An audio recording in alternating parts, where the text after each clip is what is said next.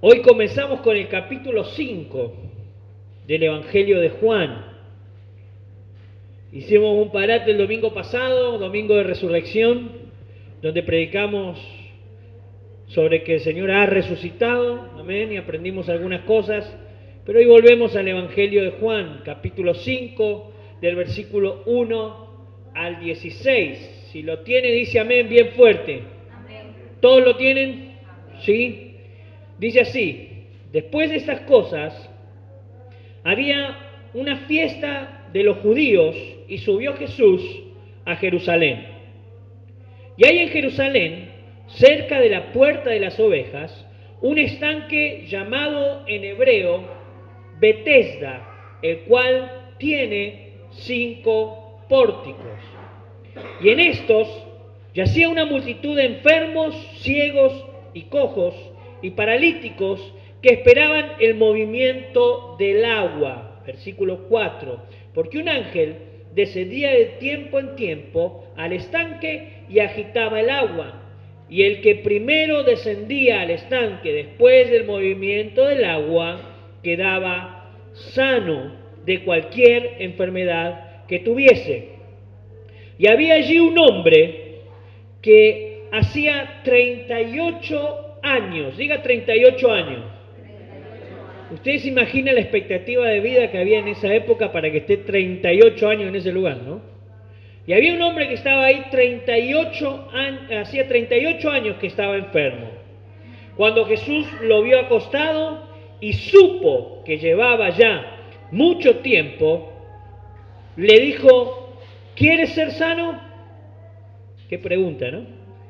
Señor, le respondió el enfermo, no tengo quien me meta en el estanque cuando se agita el agua, y entre tanto que yo voy, otro desciende antes que yo. Versículo 8, Jesús le dijo: levántate, toma tu lecho y anda. Y al instante aquel hombre fue sanado y tomó su lecho y anduvo, y era día de reposo aquel día. Entonces los judíos dijeron a aquel que había sido sanado: es día de reposo, no te es lícito llevar tu lecho. Él le respondió: el que me sanó, él me dijo, toma tu lecho y anda. Versículo 14. Entonces le preguntó: ¿quién es el que te dijo, toma tu lecho y anda? Y el que había sido sanado no sabía quién fuese, porque Jesús se había apartado de la gente que estaba en aquel lugar. Después le halló Jesús en el templo y le dijo: mira, has sido sanado, no peques más, para que no te venga alguna cosa peor. El hombre se fue y dio aviso a los judíos que Jesús era el que le había sanado. Y por esta causa los judíos perseguían a Jesús y procuraban matarle, porque hacía estas cosas en el día de reposo. Oramos al Señor. Señor, te damos infinitas gracias por la verdad de tu palabra, por la verdad de tu presencia, por tu amor, por tu misericordia. Gracias, Señor, porque domingo tras domingo podemos reunirnos como congregación y decirte juntos: Señor, te amamos, te bendecimos, y trae ese propósito y ese plan para nuestras vidas. Señor, queremos que en esta mañana podamos llevarnos todos juntos una porción más de tu palabra, que nos edifique, que nos transforme y que nos lleve a un nuevo conocimiento de tu verdad. En el nombre de Jesús. Amén y amén. Gloria a Dios para siempre. Amén. Amén. Qué buena esta palabra. Es interesante disfrutar y estudiar la palabra de Dios como venimos haciendo domingo tras domingo. Y hoy vamos a encontrar algunas cosas en este relato que me parecen súper interesantes que conozcamos, sobre todo aquellos que queremos formar parte del liderazgo de la iglesia, aquellos que queremos conocer al Señor. Es cómo trabaja el Señor, cómo se mueve el Señor. ¿Por qué el Señor hace ciertas preguntas que parecen obvias? Entonces vamos a ir descubriendo en estos pasajes algunas cosas. Hay muchas cosas que van a quedar afuera, porque si no podemos hacer también de este pasaje muchísimas mensajes para aprender un poco más. Pero cuando retomemos dentro de 66 años otra vez el Evangelio de Juan, trataremos los temas que queden afuera. Pero quiero que queden algunos temas puntuales, precisos, en esta mañana. Por ejemplo, Betesda. ¿Qué es Betesda? El paralítico estaba en el estanque de Betesda. Betesda es un estanque que estaba en Jerusalén, estaba situado cerca de las puertas de las ovejas, que es un lugar referencial para que podamos ubicarnos, y dice que tenía 5 pórticos y podía albergar una gran multitud de personas. Está en el capítulo 5 que estamos viendo, en el versículo 2 y en el versículo 3 nos da esta aclaración. Es un estanque que estaba allí, que tenía 5 pórticos para que nosotros entendamos dónde es que Jesús estaba. ¿Qué significa su nombre? Es muy interesante el significado de su nombre, porque Betesda significa casa de misericordia. Casa de misericordia. Los manuscritos más antiguos del Nuevo Testamento lo nombran como Betsaida. Por ahí lo van a ver también en algún momento nombrado de esta manera, que significa casa de la pesca, o Betzata, que es el más preciso de todos, quizás de los nombres, que es casa de los olivos. ¿Sí? Este es el lugar donde se encontraba este hombre, donde Jesús vino a verle y donde Jesús le sana. Ahora es interesante entender algo, porque hay algo que pasa entre el versículo 3 y el versículo 4 de estos pasajes. Y los versículos 3 y los versículos 4, sobre todo el 4, es muy interesante porque puede llegar a mencionar algo que nos confunde en cómo trabaja el Señor. Versículo 3 y versículo 4.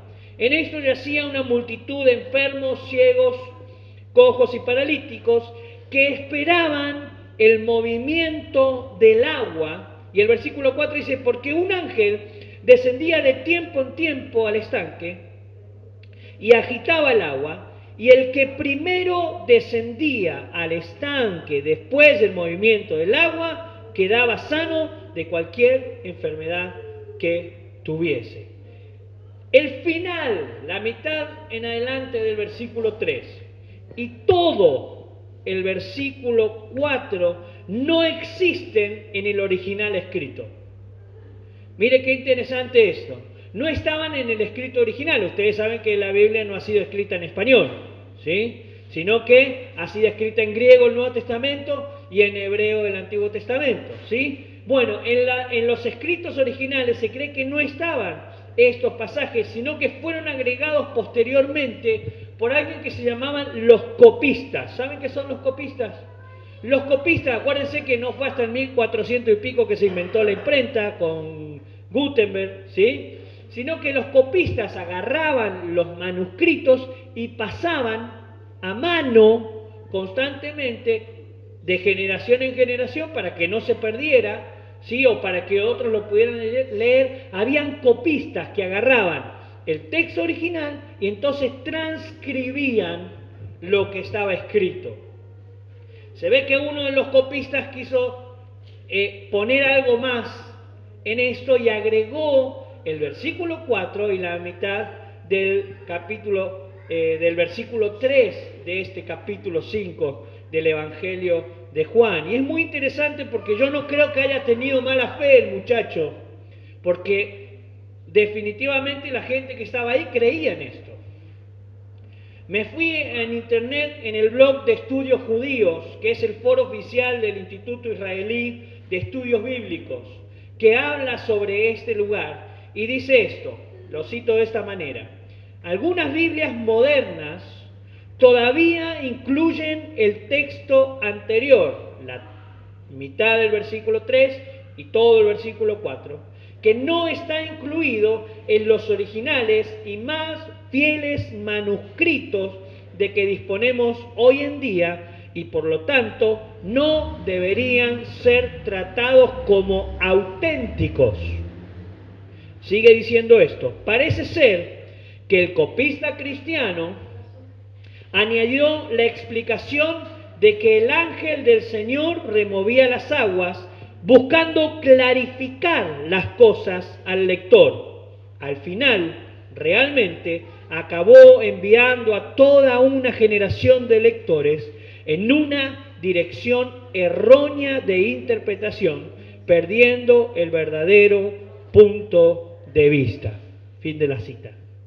Es interesante entender este pasaje, y yo estoy de acuerdo con esto, porque yo no creo que el Señor actúe de esa manera, no es la forma en que el Señor actúa de esta manera. Vale aclarar algo antes de seguir con este pasaje, y es que el agregado de estos pasajes no influyen en lo que realmente aconteció, no cambian la historia de lo que realmente aconteció, sino que quiso este copista, se ve, como adornar la situación para que se entendiera por qué había tanta gente al lado de un estanque de agua. ¿Está bien? No influye en lo que nosotros tenemos que ver y tenemos que aprender que el Señor ha hecho en este tiempo. Yo no me imagino un ángel del Señor diciendo, a ver cuándo me tiro, a ver cuándo me tiro. Aquel se distrajo, me tiro ahora y muevo el agua. No trabaja el Señor de esa manera, y mucho menos de parte de Dios. No es la forma en que Dios tiene para actuar. Usted imagínese este hombre, 38 años en ese lugar, intentando tirarse cada vez que había un movimiento de agua. ¿Había un movimiento de agua? Según han descubierto algunos arqueólogos en el lugar donde hoy está, usted después entre a internet, ponga estanque de Bethesda y va a ver la foto, o si no, mejor, viaje a Jerusalén.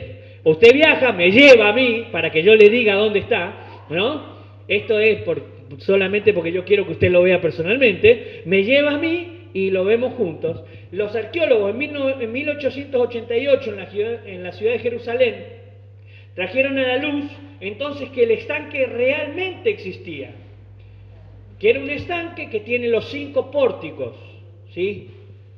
No importa la forma en que se creía que tenía, podemos hablar también sobre eso, pero el estanque está en ese lugar, y se cree que este estanque no tenía que ver con el culto judío principalmente. No era un estanque, aunque está pegado al templo de Jerusalén, no era un estanque que tenía que ver con el culto judío. ¿Se acuerdan cuando hablamos sobre la mujer samaritana? Yo hablé sobre las invasiones que habían sufrido todos esos lugares y cómo fueron infiltrándose cultos paganos, ¿sí? Ya para la época del Señor, aunque los judíos tenían un lugar ahí, ya había una revuelta de cosas y de un montón de gente adorando a un montón de cosas, ¿no? Entonces es como que estaba complicado entender cuál era la adoración principal. Por eso la mujer samaritana dice, ¿dónde tenemos que adorar?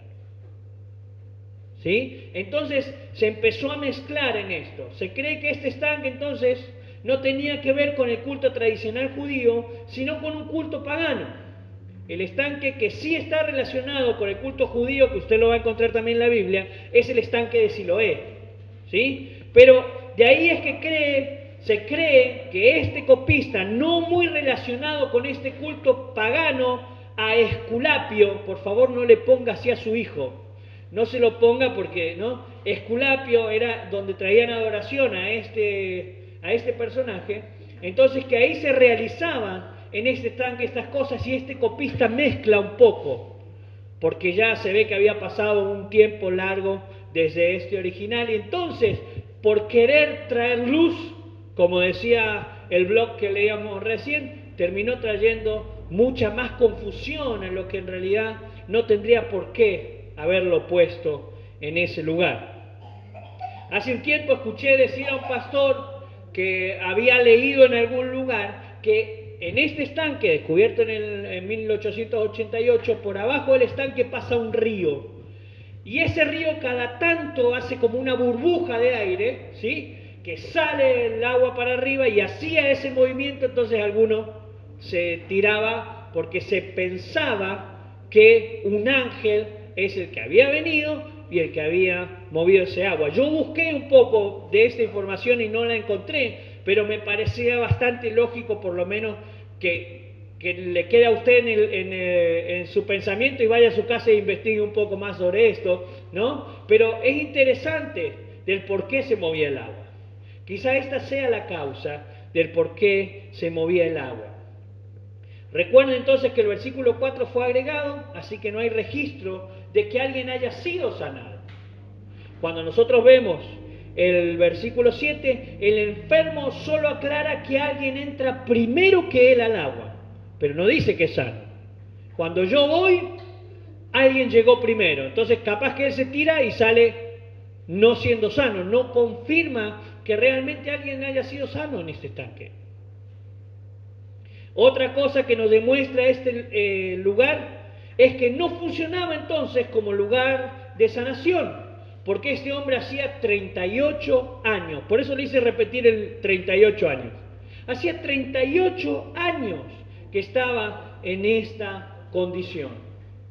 Esta era la situación cuando Jesús llega entonces al estanque de Betesda. Pasa por ese lugar, el Señor llega y ve que estaba pasando todo esto. Entonces vamos a agarrar algunas referencias sobre el texto. Lo primero que yo me pregunté cuando estaba leyendo este pasaje es, ¿qué mantiene a este hombre cerca del estanque? 38 años en el mismo lugar sin ser sano. ¿Qué lo mantiene? ¿Será las ganas de ser sano o será qué será? Y la conclusión que yo saco en esto es que lo mantiene en ese lugar es la tradición.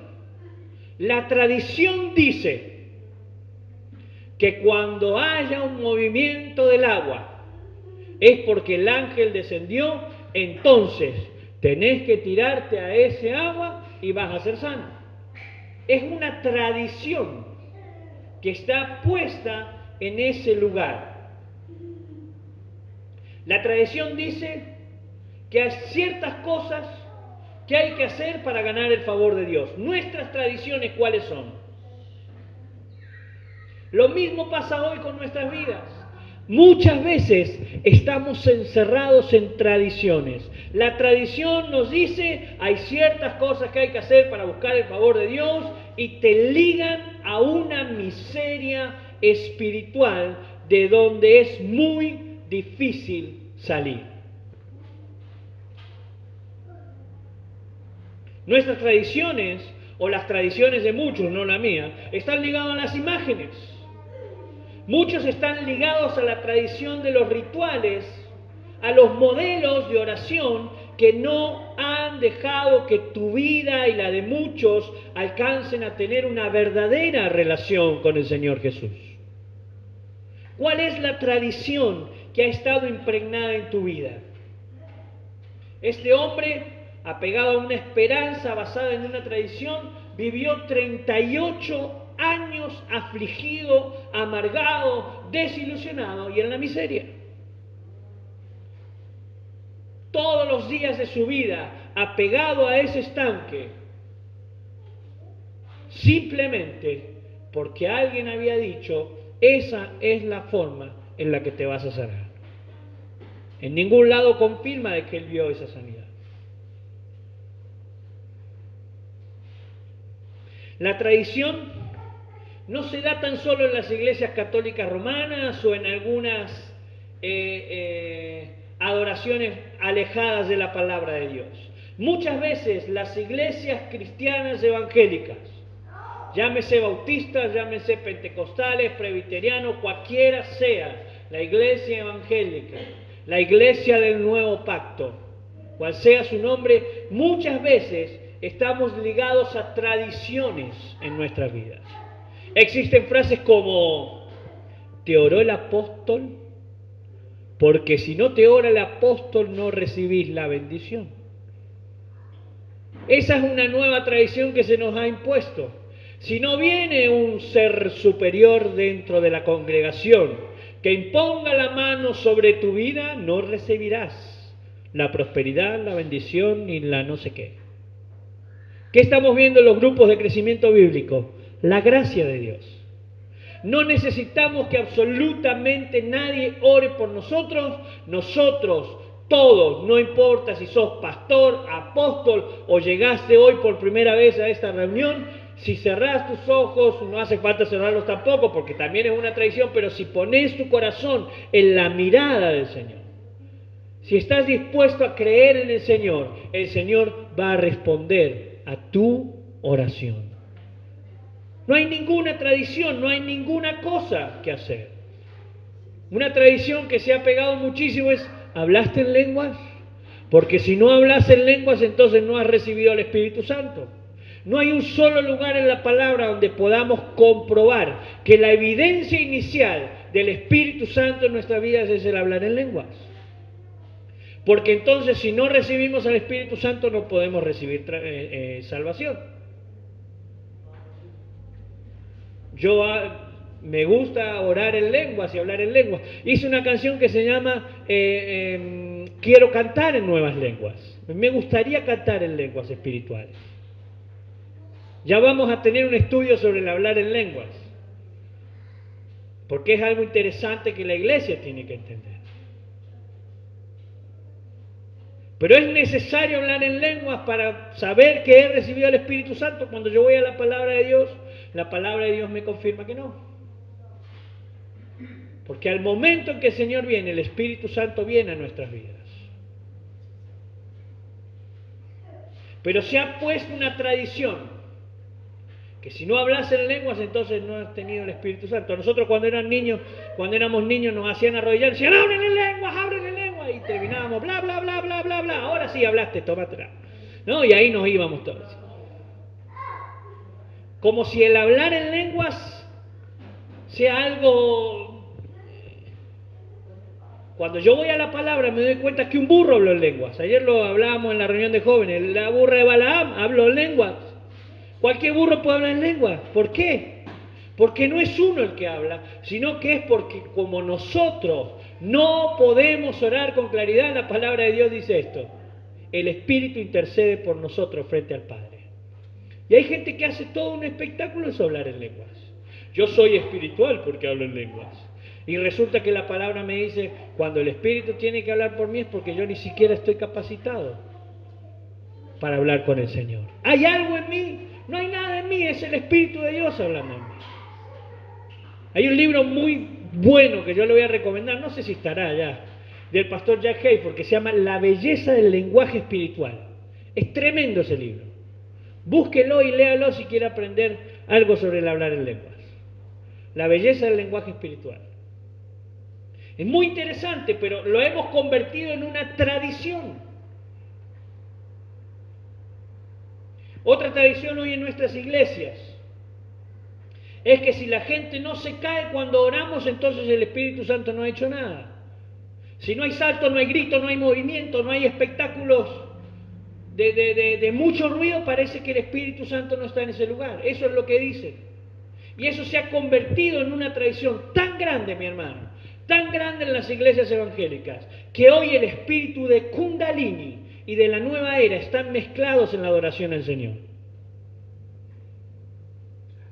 Algún día vamos a hablar sobre espíritus y sobre hechicería en la iglesia. Hay otro libro que le voy a recomendar que se llama La hechicería en la iglesia. Léalo, búsquelo, es muy viejo, muy antiguo. La hechicería te muestra lo que no es. Vos estás viendo algo que no es.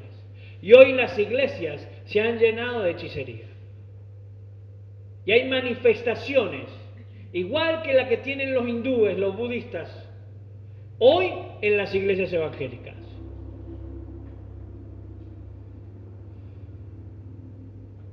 Muchos pastores, grandes pastores, nos han anunciado de que algo de esto venía sobre la iglesia y no le hicimos caso. David Wilkerson es uno de ellos. David Wilkerson, un hombre de Dios, tremendo hombre de Dios. Ya falleció, ya se fue con el Señor. Venía anunciando de estas infiltraciones que el diablo trae a la iglesia. ¿Por qué? Mateo 24. En los últimos tiempos van a ser engañados, aún si es necesario, los mismos cristianos. Hay una iglesia donde le tiran agua con una manguera a la gente. Está en internet, búsquelo. Le tiran agua, igual que el agua bendita, nada más que estos son más modernos, le tiran con una manguera el agua a la gente. Hay una iglesia que te da el chicle de la sanación. Vos tenés que comer el chicle, y uno viene y agarra 2 chicles y dice, no, venga para acá, y le pega al pastor en la cabeza. No se lleve 2 chicles, llévese la sanidad para usted solo. Si no, deja a otro sin sanidad. Tiene que comer el chicle. Obviamente publicita bazooka, ¿no? Bazooka, el chicle de la sanidad. Es una locura. Lo que hoy se está viviendo en las iglesias es una locura. ¿Por qué? Porque la tradición nos dice que tiene que haber espectáculo, movimiento, mucho quebranto, mucha cosa de llanto, mucho grito, y porque si no el Espíritu Santo no está. Es tremendo, mi hermano, lo que hoy las iglesias están viviendo. El sumergirnos en tradiciones nos ha hecho creer que es necesario ver milagros para saber que Dios está obrando en medio de la congregación. ¿Y la fe?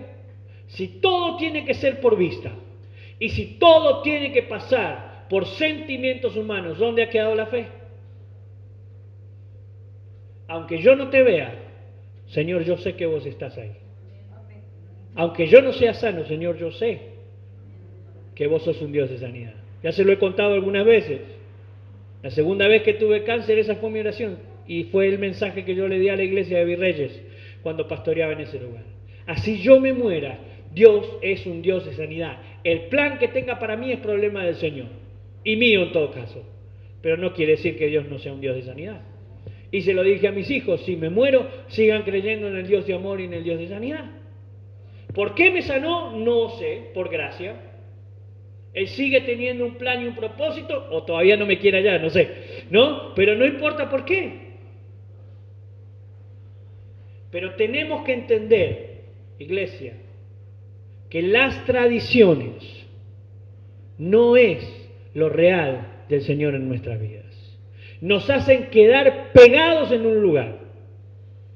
Y a ustedes van a venir y van a decir, vamos a aquel lugar porque allá está la... No sabes todo lo que pasa en la adoración. Todo lo que pasa, ¿no? Y hasta ponen voz de locutor cuando te lo dicen. Lo que pasa en la adoración no pasa por lo que yo siento, pasa por lo que el Señor estaba haciendo. Cuando Daniel se arrodilló y oró al Señor y estuvo 21 días ayunando, hasta que el ángel pudo llegar a él, porque había principados que estaban atacando al ángel del Señor, el ángel le dice, apenas doblaste tus rodillas, yo salí. Aunque vos no sentías nada, yo estaba peleando en lo espiritual. Hasta que hoy, 21 días después que podés sentirme, las cosas ya se estaban haciendo. Porque eso es fe. ¿A qué estás apegado? Iglesia, aunque hoy no veas a tus hijos convertidos, seguí confesando, el Señor tiene a mis hijos en sus manos.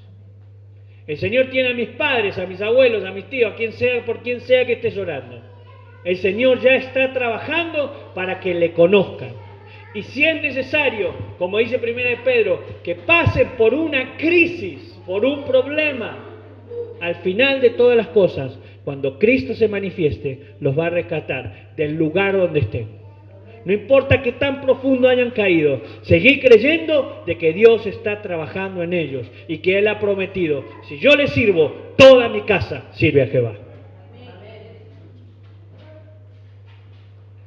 Lo segundo que me pregunté es por qué Jesús le hace la pregunta que le hace a este hombre. Versículo 6, Jesús le pregunta, ¿quieres ser sano? ¿Cuánto tiempo hacía que estaba el hombre en ese lugar? ¿Cuánto? 38 años esperando tirarse al agua, o tirándose y saliendo tarde. Y él pensaba, me he tirado tarde, por eso no me sané.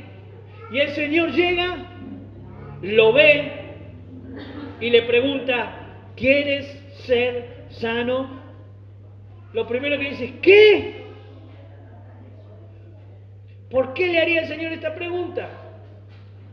Primero, dice, aclara el versículo 6, que el Señor se dio cuenta que hacía mucho tiempo que estaba así. Y otra vez me vuelvo a preguntar, ¿por qué le pregunta si quiere ser sano? ¿Por qué el Señor va a hacer una referencia como esa? Cuando Dios quiere actuar en tu vida, siempre, primero, te pide permiso y te pregunta, ¿querés ser sano? ¿Querés ser libre? ¿Querés ser rescatado? Lo venimos viendo en los grupos de crecimiento bíblico, el Señor trabaja por gracia. La salvación, la sanidad, el amor, todo, absolutamente todo está expuesto, está ahí. Uno lo puede tomar. Por eso el Señor nos pregunta, ¿querés? Acá está. Siempre el Señor pregunta, mi amado hermano. Jesús jamás da por sentado algo. Jesús lo ve mal y lo hace reflexionar para que Él mismo, el hombre que estaba enfermo, tome la decisión definitiva si quiere o no ser sano. Es la misma pregunta que el Señor va a hacer en tu vida. Hay una pregunta que a mí me vuelve loco en la Biblia. Me encanta la pregunta que está en el libro de Éxodo. Mire, vaya al libro de Éxodo, capítulo 8. Éxodo, capítulo 8. Esta pregunta me mata de parte de Dios. ¿Se acuerdan las 10 plagas? ¿Sí? Moisés, el que vio la novela. Vamos con la novela de Moisés. ¿Sí? El que vio la novela ahora entiende un poco más. Lea la Biblia, también agarra el libro de Éxodo, léalo, que no le va a pasar nada, pero en la novela sale muy bien esto, ¿no? Vienen todas las plagas, todas las plagas, todas las plagas. Y hay una plaga que es la plaga de ranas. Hechos capítulo 8, versículo 8. Vienen todas unas ranas y invaden las ranas y tenían ranas por todos lados este hombre. Versículo 8. Entonces el Señor le dijo a Moisés, regresa a ver a Faraón y anúnciale lo siguiente. Esto dice el Señor, deja ir a mi pueblo para que me adore. Si te niegas a dejarlo ir, enviaré una plaga de ranas por todo tu territorio. El río Nilo se colmará de ranas. Saldrán del río y se meterán en tu palacio, hasta en tu dormitorio y sobre tu cama. Entrarás en las casas de tus funcionarios y de tu gente. Incluso saltarán en tus hornos y en las recipientes donde amasas tu pan. Las ranas saltarán sobre ti, sobre tu gente y sobre todos tus funcionarios. Entonces, obviamente, este hombre no deja ir al pueblo. El faraón, después de que se inundó de ranas, el faraón llama a Moisés y a Aarón y les suplicó, versículo 8, rueguen al Señor que quite las ranas de mí y de mi gente. Yo dejaré salir a su pueblo para que ofrezca sacrificio al Señor. Versículo 9, tú fija la hora, le dice Moisés. Escuche bien esto, Escuche bien la pregunta que viene ahora. Tú fija la hora, respondió Moisés. Dime cuándo quieres que ore por ti, por tus funcionarios y por tu gente. Vamos de nuevo. Estaba todo lleno de ranas. Sobre todos lados había ranas. Entonces tú y tus casas se librarán de las ranas y éstas quedarán solo en el río Nilo. La pregunta es, ¿cuándo querés que Dios quite las ranas? Pero por favor, tengo ranas hasta en mi cama, no me puedo acostar. Es como tener viviendo a mi suegra en mi casa, más o menos. Era peor todavía. No se podía. Y fíjese la pregunta, versículo 10. La respuesta que da el faraón. El faraón le dice, háganlo mañana. Mañana. ¿Por qué no hoy? Tengo ranas por todos lados. Tengo ranas en mi cama. Tengo ranas donde tengo que amasar el pan. Tengo miseria viendo todo a mi alrededor. ¿Cuántas veces el Señor nos ha preguntado, ¿cuándo querés ser libre? Y hemos rechazado la voz de Dios. ¿Cuántos se han alejado del Señor? Han dejado de congregarse. Y le decimos, vení a la iglesia. No, ahora no. Voy a ir mañana. Y empiezan a vivir con las ranas. Y empiezan a vivir con miseria. Y empiezan a renegar contra Dios. Sin embargo, el Señor vuelve otra vez y le pregunta, ¿cuándo querés que te sane? La gracia está ahí. Mi bendición está expuesta delante de ti. ¿Cuándo querés que yo te sane? Mañana. Mañana. ¿Se dan cuenta por qué el Señor pregunta? Porque la decisión tiene que ser nuestra, no del Señor. ¿Cuándo podía hacerlo el Señor? En ese momento. Inmediatamente. Dios podría haber hecho salir las ranas del palacio. Pero el orgullo del hombre le hace creer que él toma la decisión de cuándo yo quiero dejar esta miseria. Yo creo que la actitud del faraón fue, recién que mañana venga Dios y saque las ranas. ¿Por qué vivir un día más en la miseria? Si Dios puede librarte hoy del alcohol, del cigarrillo, de la pornografía, no importa cuál es el vicio en el que estás envuelto, de la frustración, del cansancio, de la inseguridad. Hoy el Señor te hace la pregunta: ¿cuándo querés ser sano? Iglesia, ¿cuándo querés ser sana? El Señor nos ha dicho el lema de este año: una iglesia saludable. ¿Cuándo querés ser sano? Que la respuesta sea hoy, Señor. Hoy queremos vivir los 6 pilares que tenemos como iglesia. Queremos tener la autoridad de tu palabra en nuestras vidas. Queremos tener claridad doctrinal. Queremos ser hombres y mujeres que tengan discernimiento espiritual para entender dónde y cómo y cuándo debemos adorar. Señor, queremos tener santidad en lo personal. Líbranos hoy, Señor, de cualquier pecado, de cualquier cosa que nos aleje de ti. Convertinos en líderes saludables para que otros lleguen a tu presencia. Hermanos de intercesión, del grupo de intercesión, oren para que el Señor nos dé líderes saludables, para que los grupos de crecimiento bíblico se llenen y tengamos que abrir más grupos. Esa tiene que ser una tarea para la iglesia, para la intercesión de la iglesia y para los demás también. Y sobre todas las cosas, Señor, que podamos ser una iglesia que tenga comunión unos con otros. Porque el Señor vuelve a hacer la misma pregunta: ¿cuándo querés que te sane? Señor, hoy, desde ahora, que empecemos a germinar, como ese árbol que tenemos como isotipo. Señor, que hoy nosotros podamos germinar siendo saludables para que demos frutos saludables. Yo tengo en el patio de casa 3 o 4 árboles muy interesantes, pero están infectados. ¿Por qué? Porque hacía como 5 o 6 años que esa casa estaba abandonada cuando nosotros llegamos a alquilarla. Ya estaba así, no se regaba y... Entonces, ¿cómo está el fruto? Y el fruto no está bueno del todo. Aunque lo comemos igual, ¿no, Fernando? Lo comemos igual, obviamente. Lo limpiamos un poco, le sacamos un poco la mugre, pero no es el mejor fruto que hay. Ahora que se está regando y que se le echa fertilizante y que toda la cosa se está haciendo, ¿qué fruto va a dar el año que viene? Pues va a dar un fruto saludable. Eso es como iglesia lo que tenemos que intentar. Señor, hoy trae sanidad a nosotros, como congregación. Si todavía estás pensando en lo que pasó de hoy hacia atrás en esta congregación, entregáselo al Señor. Los que pasaron, los que hicieron daño, los que no, los que fueron acertados o no, no importa qué haya pasado, Señor, aquello ya pasó. Ayer ya pasó. Hoy te necesito, Señor.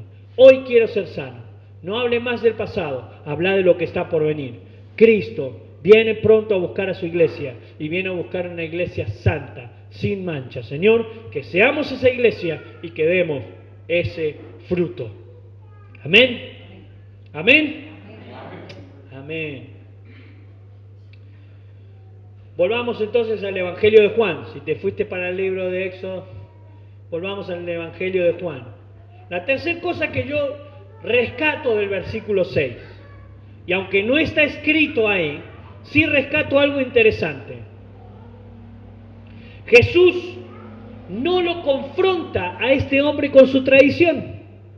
Fíjese que en ningún momento el Señor le dice: ¿qué estás haciendo acá? ¿En qué estás creyendo? ¿Qué haces tirado 38 años acá?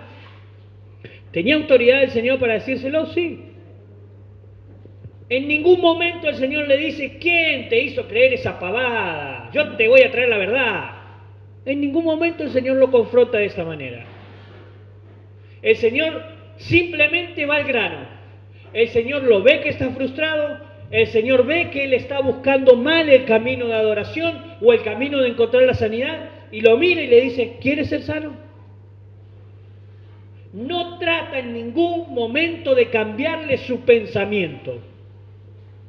En ningún momento le quiere tirar la oreja.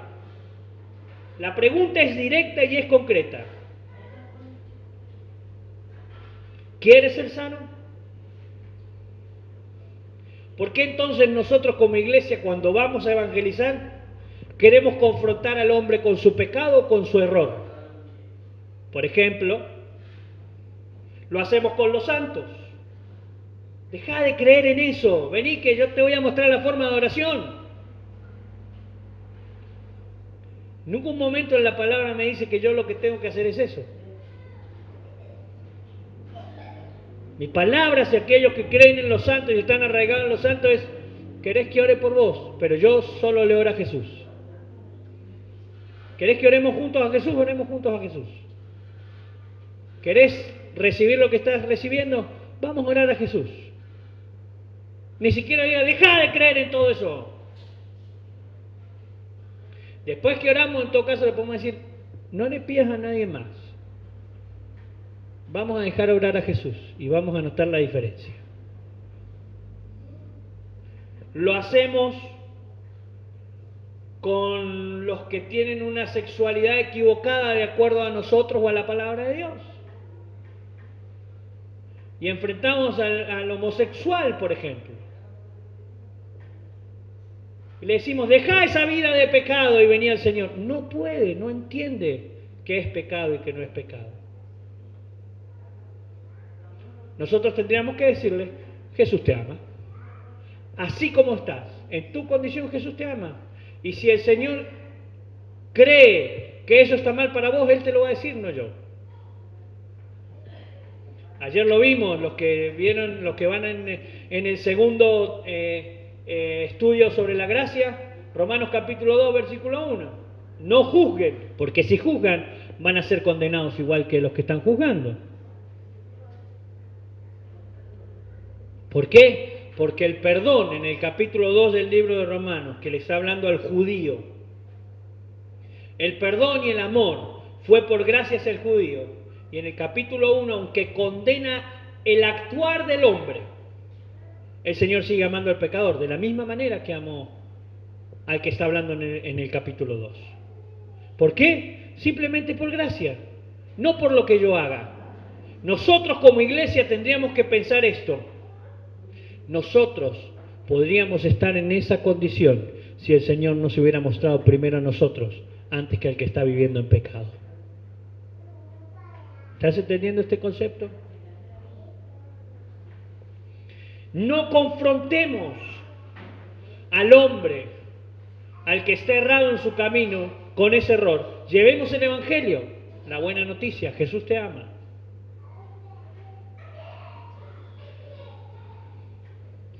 No quiero estirarme mucho más, si no, no vamos más. Lo hacemos con los hijos, con el esposo, con la esposa. ¡Diablo, convertite! ¿No? ¿Cuántas veces lo hemos escuchado? Hoy hay pastores que le aconsejan a la mujer, decir, deje ese diablo de su casa, sepárese. Es una locura. El apóstol Pablo, ¿sabe qué le dice a las mujeres con sus maridos no convertidos? No le prediquen, no le hablen. La predicación de ustedes va a ser la actitud con la que ustedes lo traten. Lo siguen amando, lo siguen cuidando, lo siguen atendiendo. Lo mismo con nuestros hijos. Hay leyes y normas en la casa con nuestros hijos que tienen que cumplirse. No me venís con droga a la casa, ¿no? Pero sí te amo porque sos mi hijo.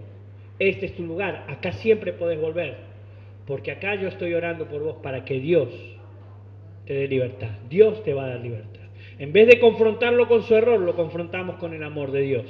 Con el amor nuestro como padres hacia nuestros hijos, hacia nuestro esposo o nuestra esposa. La cuarta cosa y penúltima cosa que vamos a ver en esta mañana es que está en el versículo 8 y 9. Jesús se centra en su condición, en la condición en la que el hombre estaba y la transforma. Versículo 8 y versículo 9. Jesús le dijo, levántate, toma tu lecho y anda, y al instante aquel hombre fue sanado y tomó su lecho y anduvo, y era día de reposo. Jesús está interesado en transformar tu vida hoy, iglesia. Él no se centra, ni siquiera está centrado en tu mala condición o en tus errores. Él quiere transformar tu vida hoy. No dejes pasar tu oportunidad para que Dios te quite todo aquello que trae vicio, que trae frustración, que trae engaño a tu vida. Jesús quiere sacar hoy todo engaño que no te deja recibir la bendición en tu vida. ¿Querés ser sano? Es tiempo que te animes a decirle: Señor, vení hoy a mi vida y a mi corazón. No sé cuál es la condición que estás pasando, pero Jesús te dice hoy: vení, yo tengo la sanidad hoy. No dejes pasar este día para encontrarte conmigo. La quinta y última cosa que podemos encontrar, de muchas otras que van a quedar afuera, es el hombre da testimonio de lo que Jesús hizo. Versículo 14, en los versículos anteriores aclara que ni siquiera el Señor le había dicho: yo soy Jesús, habla de mí. No sabía quién había sido el que lo había sanado.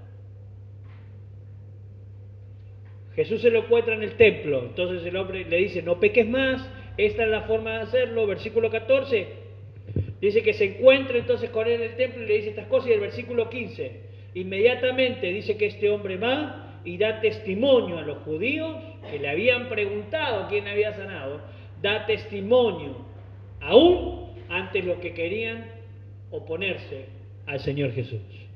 ¿Sabe por qué? Porque no pudo dejar de testificar lo que a él le había pasado. ¿Cómo sabemos que un corazón ha sido transformado por completo? El corazón que ha sido transformado testifica a otros que Cristo es nuestro Señor, nuestro Salvador, por los siglos de los siglos, e invita a otros a que le sigan. Romanos capítulo 10, versículo 10. Porque con el corazón se cree para justicia, pero con la boca se confiesa para salvación. Con el corazón se cree, con la boca se confiesa. Santiago capítulo 2, versículo 18 dice: la fe es manifestada delante de los hombres por las obras. Si damos testimonio de Él, es porque creemos en Él. Eso es fe. La fe se manifiesta por dar testimonio. Yo creo, Señor, y voy a confesarte delante de los demás que eres mi Señor y eres mi Salvador. Hoy es tiempo, iglesia, de que tomemos entonces autoridad espiritual. El Señor te dice: ¿querés ser sano? Recibí hoy la sanidad, y hoy mismo no dejes de confesarle a otros que Jesucristo es tu Señor y es tu Salvador. La conclusión entonces sería de este mensaje: iglesia, es necesario dejar de lado las tradiciones y volvernos a la palabra de Dios. Es necesario alejarnos de los vicios y dejar que Dios nos sane definitivamente. Es necesario volver a creer en la verdad de su palabra, leerla, estudiarla y vivir por ella. Es necesario testificar de su poder. Cristo viene pronto a buscar a su iglesia. Por eso hoy te vuelve a preguntar: ¿querés ser sano? Que tu respuesta no sea mañana, Señor. Decile hoy, como iglesia de Cristo, como tu iglesia, quiero decirte: entra a mi vida y entra a mi corazón. Ven a llenarlo con tu espíritu.